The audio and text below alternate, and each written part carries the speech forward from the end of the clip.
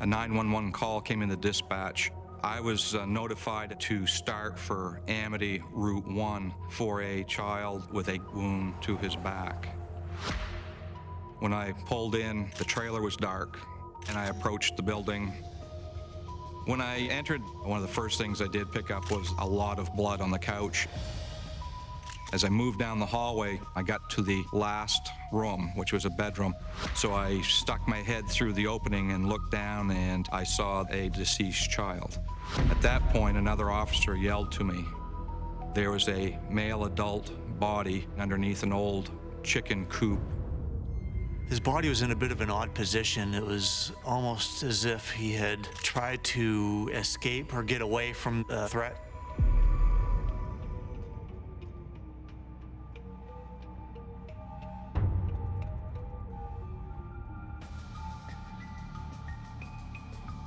At this point, one of the troopers noticed a third body laying in tall grass right there in the driveway.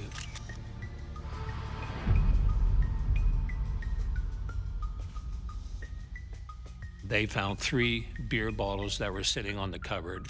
So we have 2 adult males that are dead. Is the killer responsible for the third beer? Also in the cupboard, we found an ashtray.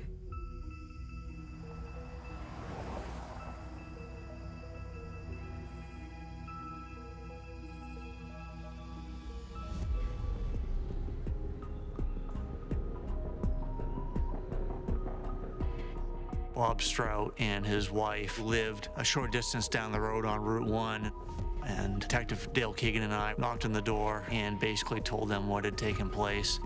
They expressed that it was a terrible thing and how bad it was, but there wasn't a whole lot of emotion or sympathy, which just came across as odd to me. When the detectives left Bob Strout's house, they pounded on doors, but there was a lack of leads. Someone had killed 3 people, and we have no clue who did it. A few days into the investigation, we had a caller who described seeing smoke not far from the scene. Investigators went down to that location and discovered the clearing in the wood where Jeffrey Ryan's pickup truck was located and had been set on fire. Also, we had a witness that saw a maroon-colored pickup truck nearby where Jeff's truck was found one day after the murders that they felt looked like Bob Strout's truck, and that it looked like Bob and a young male were in the pickup truck. We also learned that Bob Strout left the area after the murder and traveled down to New Hampshire. When we arrived at Bob Strout's house to speak with him, one of the questions we had for Bob was, why did you go to New Hampshire? He said, yeah, you're right. I went down to drop Thayne off down there and left him there. This is the first time any of us ever heard of the name Thayne. So, obvious question, who is Thayne? Bob said that Thayne Ormsby was a friend of the family. Thayne was staying up here for a couple of weeks, living with Bob, and was up here at the time of the murder.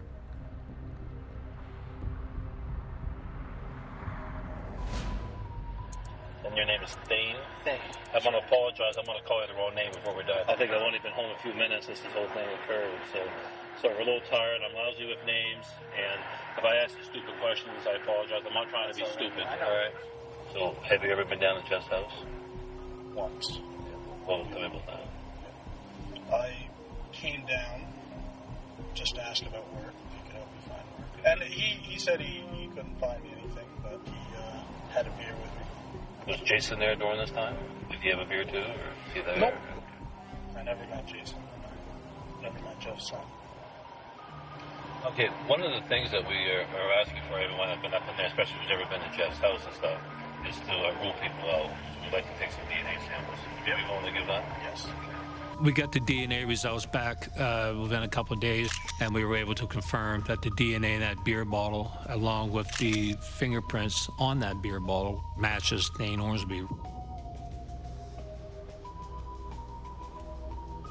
So what about this case here? We'll talk about the beginning here. What type of person you think would do this? No, I haven't given that much thought. But, I mean, cold. Okay. With no love for life.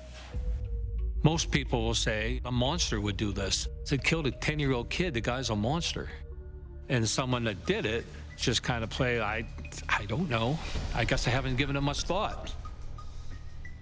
How are you, Bob? Told you we'd probably be back. Here we are. I'd like to talk about Thayne a little bit. Oh. How long have you known Thayne? Oh, Lord, we've known Thayne a lot of years. Do you consider Thayne family? I mean, Oh, that yes. close? Oh, yes. Oh, yes. So that explains coming Oh, yeah. to stay with you. Oh, yeah. That's not of the ordinary. No. To help. No. What we have learned, Bob, is that Thayne is involved in this. All right. There's no sense. I can't take anymore. I really can't. This is built up enough. I can tell you the truth. Can we talk about it? Come with me. Let's go.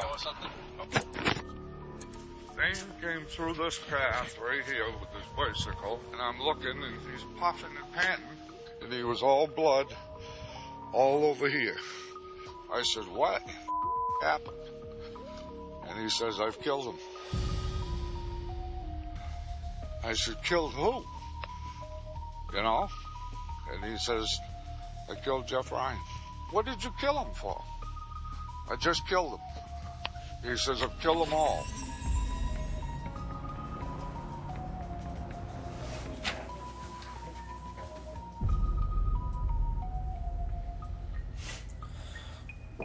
This is the first time I've cried. Yeah, it's a lot to process. Where do you want to start? He was nice to me, which makes it strange, Right, but I did have it out for him. you did. Yes. When did it turn from everything going fine to not so much? Did he say something to you? Did he... No. Did he have to? No. I know what happened. I want to see if you can tell me what happened. If I can tell you what happened.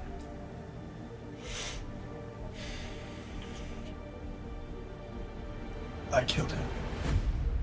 Obviously, this is premeditated murder, is the term you used for it. I don't know. Yes, it is. It is? It is. You did you go there planning to kill him? My plan was to kill Jeff Ryan and leave no witnesses and evidence. Okay. Right. Unfortunately, Jason was there. Fortunately, Jason and Jesse were there. So you kill him outside. What happens then? You have a lot of blood on you at this point. At this point, I'm in a mode. I'm scared, and I have to finish what I started. Mm-hmm. In my mind, Mm-hmm. it was a job. It was like a hit to me. Mm-hmm. What I'd like to have you do, if you're willing to, would you be willing to write us a statement? I can do my best. You can do your best. Pull up my chair, or this has got to be the strangest statement you've ever received. What did you do it for? Honestly, I did it to test myself, To test yourself? to see if I was proficient. I spent my childhood wanting to be a soldier. I guess a case like this will always have questions of why. Why would he go down there to kill Jeff? It made absolutely no sense to me. What he did was horrible. It was horrible. But we had accomplished what we wanted to accomplish. We reached the end goal, and the end goal is for him to confess to the murders. Good luck to you. May God have mercy on your soul.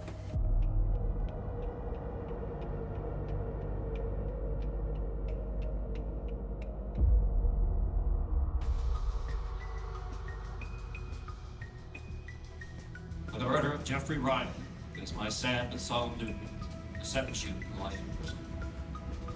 For the murder of Jesse Ryan, it is my sad but solemn duty to sentence you to life in prison.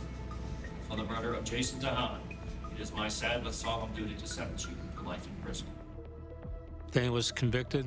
He gets sentenced to 3 consecutive life terms, plus 15 years for the arson. As far as justice for the victims, you can't bring them back. And they were robbed of their lives, but their family members were robbed of their future.